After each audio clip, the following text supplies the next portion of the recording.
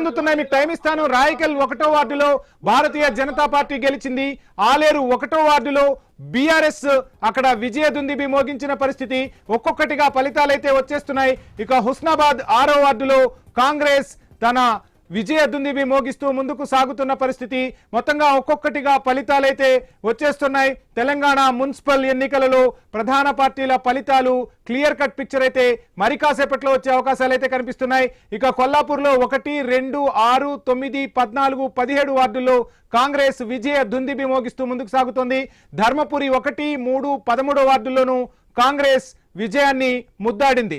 ఇక కొల్లాపూర్లో అయితే ఏకంగా 1, 2, 6, 9, 14, 17 వార్డుల్లో కాంగ్రెస్ గెలిచింది. ఒకసారి మస్తాన్రావు గారి దగ్గరికి వెళ్దాం. మస్తాన్రావు గారు, ఫలితాలు ఒక్కొక్కటిగా వచ్చేస్తున్న పరిస్థితి. కొద్దిగా అంటే కొన్ని వార్డుల్లో అయితే కాంగ్రెస్ ఆధిక్యం అయితే స్పష్టంగా కనిపిస్తుంది. ఈ ఫలితాలు కాస్త తారుమారయ్యే అవకాశం ఉంటాయంటారా? ఎవరిది పై చేయి అనేది మనకు ఎంతసేపట్లో తెలిసే అవకాశం కనిపిస్తోంది?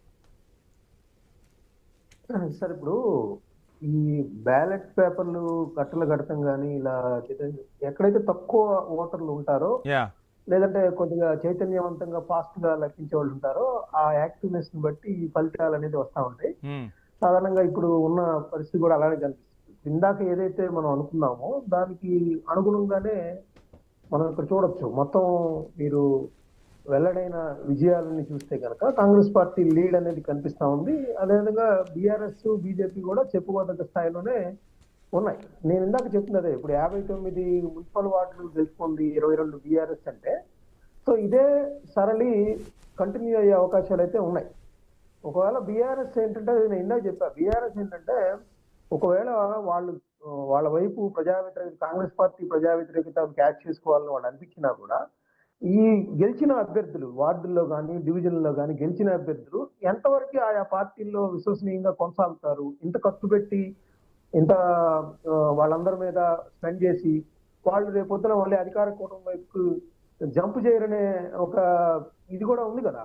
ఇప్పుడు ఆల్రెడీ బేరసారాలు అనేవి అన్ని దీనవుతా ఉన్నాయి. ఎక్కడైతే బీఆర్ఎస్, బీజేపీ ఉన్న చోట్ల ఏమవుతుందంటే కొంతమంది 4, 5 ఇండిపెండెంట్ అభ్యర్థులు కావచ్చు, లేకపోతే బీజేపీ కొన్ని చోట్ల 4, 5 గెలిచినా కూడా అక్కడ కీలక పాత్ర పోషించే అవకాశాలు ఉంది ఆ కౌన్సిలర్స్. ఎందుకంటే మనకి చైర్మన్లు ఎన్నిక అనేది డైరెక్ట్ కాదు, ఖచ్చితంగా డివిజన్స్ కానీ ఇటు కార్పొరేషన్లో అయితే, మున్సిపాలిటీలో అయితే, వార్డుల్లో ఎవరైతే కౌన్సిలర్స్ గెలుస్తారో వాళ్ళ ఓటింగ్ ఆధారంగానే చైర్మన్ ఎంపిక అనేది జరుగుతుంది. కాబట్టి ఖచ్చితంగా బేరసారాలు జరుగుతాయి, క్యాంపు రాజకీయాలు జరుగుతాయి, వాళ్ళకి ఆఫర్స్ కూడా అదే విధంగా ఉంటాయి. సో అక్కడ బీఆర్ఎస్ కొంత అంటే అసెంబ్లీ ఎన్నికలప్పుడు చూసుకోవచ్చు, నిజానికి ప్రజా వ్యతిరేకత పూర్తి స్థాయిలో ఉంటే కనుక అది మనకు లాభించే అంశమే అనేది పాయింట్. ఇక్కడ కౌన్సిలర్స్ కి సంబంధించి కూడా ఆర్థికంగా కొంత వాళ్ళు ఖర్చు పెట్టే విషయంలో వెనకబడ్డారనేది మనకు సమాచారం. కాంగ్రెస్ పార్టీ ఏంటంటే ఆల్రెడీ ముఖ్యమంత్రి మనం జూబ్లీ చూసాం, వార్డుకి ఎలాగ మంత్రుల్ని అక్కడ డివిజన్ స్థాయిలో మోహరించారో చూశారు. ఇప్పుడు కూడా అంతే. ఎందుకంటే రేవంత్ రెడ్డి గారికి జూబ్లీ హిల్స్ బై ఎలక్షన్ ఏ విధంగా అయితే రెఫరెండం అని చెప్పారో అదే విధంగా ఈయనకి ఇక రేపు ఇవాళ చాలా ధీమాగా నిన్న కానీ మస్తాన్రావు గారు ప్రచారం ముగించిన తర్వాత ముఖ్యమంత్రి ప్రెస్ మీట్ పెట్టారు. ప్రెస్ మీట్ లో కొన్ని కీలక వ్యాఖ్యలు చేశారు. సో ఈ ఎన్నికను నేను రెఫరెండంగా తీసుకోను, నేను అభివృద్ధి చేస్తాను, అభివృద్ధి కావాలంటే మాకు ఓటేయండి, అభివృద్ధే నాకు లక్ష్యం, తెలంగాణ ప్రజల ప్రయోజనాలే నాకు ముఖ్యమంటూ ముఖ్యమంత్రి చెప్తున్న పరిస్థితి. సో ఈ అంశాలన్నింటి గురించి మనం చర్చించే ముందు ఒకసారి ఇప్పటివరకున్న హెడ్లైన్స్ చూసే ప్రయత్నం చేద్దాం. రైట్, మొత్తంగా ఇటువంటి పరిణామాలు అయితే జరుగుతూ ఉన్నాయి. రకరకాల ఈవెంట్స్